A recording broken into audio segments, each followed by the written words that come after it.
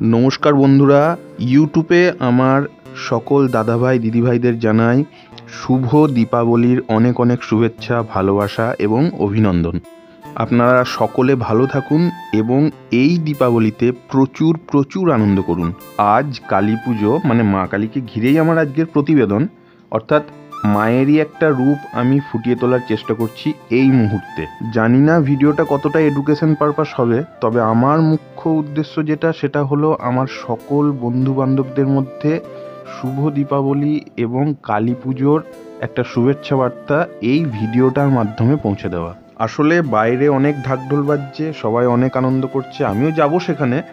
তবে আমার আবার প্রত্যেক দিন অন্তত একটা আর্টওয়ার্ক না করলে সারা দিনটা কেমন যেন খালি খালি লাগে।